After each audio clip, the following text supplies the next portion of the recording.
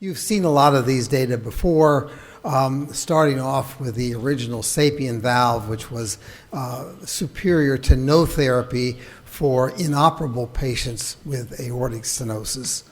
And then the core valve pivotal trial that demonstrated perhaps that TAVR was superior to surgery in high-risk surgical patients. And then the intermediate partners trial, which suggested that in patients in whom the femoral approach could be used, that TAVR was superior to SAVR.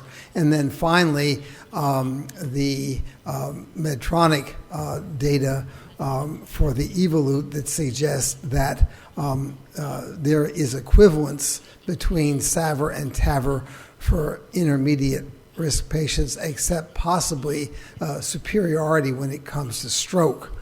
And I mentioned this before. I think there are some intriguing unknowns as we go into the future.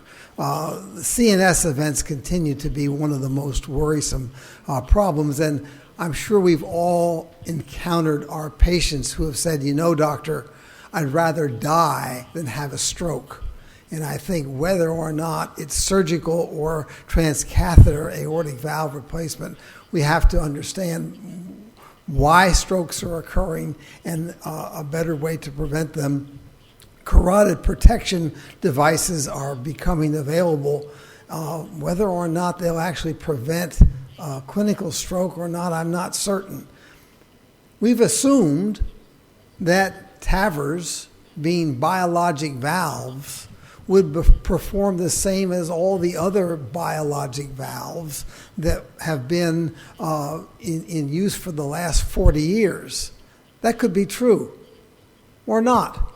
It's possible that these valves, which have a different platform in terms of how they're deployed, could either be more or less durable than current biologic valves, or maybe the same.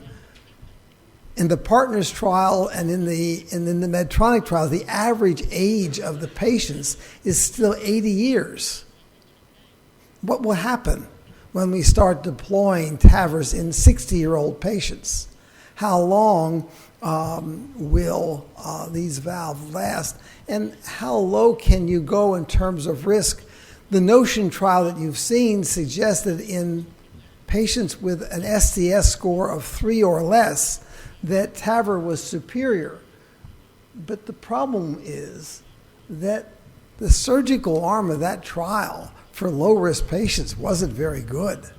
I'm sure that the surgeons that you send your patients to, actually the surgeons that I send my patients to for low-risk patients, have a much better outcome than what was present in the Notion trial. So I think that was skewed in some way in having a worse outcome for surgery. Partners 3 is underway, and that is for low-risk patients. And also, so there, as I say, there's a problem. We'll only know about the durability of these valves when we start putting them in younger patients. And I worry about the glibness of valve in valve. What do I mean? We tell our patients, or some of us, or some of my colleagues tell our patients, oh, we'll put in a bioprosthetic valve surgically. And when it fails, we'll just do TAVR valve in valve. Well, okay, but in the U.S., the most common valve is a 21.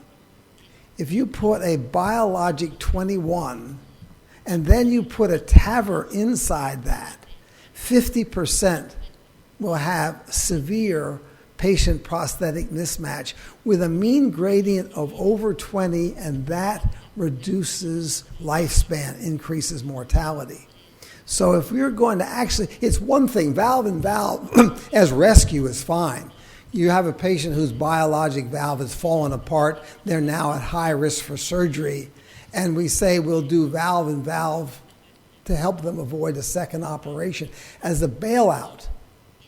That's much different than telling a patient prospectively that that's the strategy we're going to use without knowing what the results are. And I think if we're going to use valve prospectively, then the patient has to come out of the operating room with hopefully at least a 23 or a 25 millimeter valve, which may mean root enlargement. And that means then that our surgical colleagues are going to have to become, if we're going to use that strategy, very good at root enlargement. Otherwise, the whole idea of valve has serious problems that I think we need to confront going forward. Will we ever say that it's class 1 to put an aortic valve replacement in a truly asymptomatic patient with normal LV function? I don't think so. I don't think we're going to say that we have to put a prosthetic valve in an otherwise okay patient. But you should know that there is now a partner's early trial, a randomized trial that will randomize asymptomatic patients, and very importantly, asymptomatic patients with a negative exercise test. So there will be proof that they truly were asymptomatic, and they're going to be randomized to standard medical follow-up versus TAVR. I don't know about that. We'll see. Very aggressive trial, and I can't guess what the results are. But I suspect in about 3 years, about 50% of aortic valve replacements are probably going to be TAVR as it moves into the low-risk group for older patients. What about the mitral valve? I think what we thought we knew about this valve may not be true. I'll tell you what I mean. There's never going to be a randomized controlled trial between valve replacement and valve repair for primary MR. There is general wide agreement that valve repair is the best operation for the patient who has an operable mitral valve for primary MR. And these are the kind of data that support that, looking at the outcome of valve repair versus normal lifespan. They are the same and much superior to mitral valve replacement, where every trial that's ever looked at it or every case report that's ever looked at it, operative mortality is about double for a mitral valve replacement compared to a mitral valve repair. So that's, I think, certain that mitral valve repair will always be, or at least for the near future, the best operation for our patients with primary mitral regurgitation. But what about the clip? So we know that the best predictor of a failed mitral repair is the presence of residual mitral regurgitation in the operating room or in the post-operative period. And these are the data from Ottavio Alfieri looking at outcomes of long-term repair success, whether or not there was essentially zero or trace MR when the patient left the OR versus more than that MR later on. So one might have predicted then that if the mitral clip, which is patterned after the Alfieri stitch and almost always has some residual mitral regurgitation, that it might suffer the same fate as the Alfieri stitch. But that didn't happen.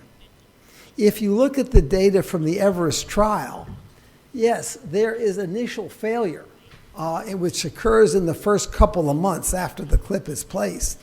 But if you landmark that, in other words, you get rid of this initial failure, and then look at the outcome following that, surgical mitral valve repair and the clip have the same durability, as if there might be a difference in that clip compared to the Alfieri stitch, which it was patterned from. I don't know, but those data are intriguing.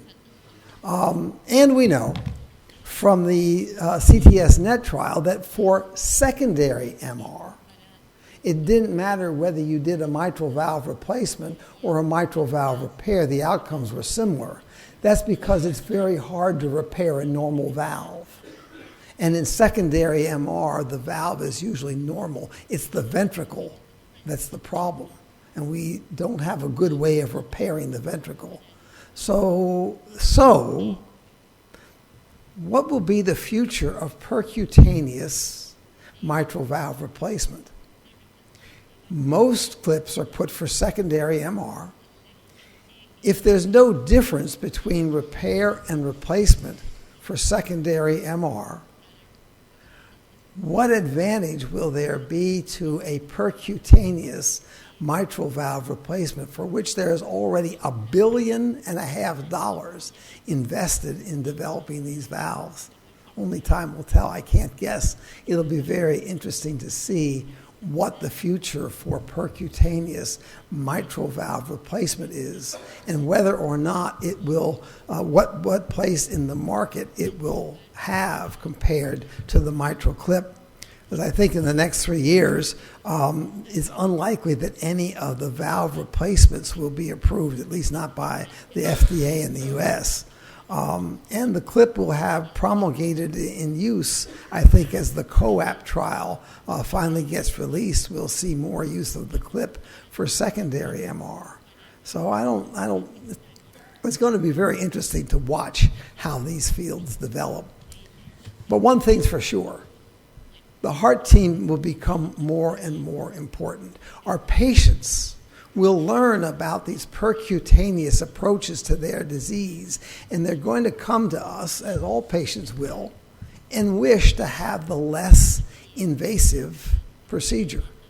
That's fine, but what if for their problem, the heart team says, yes, but for you it would be much better to have surgery than this percutaneous approach.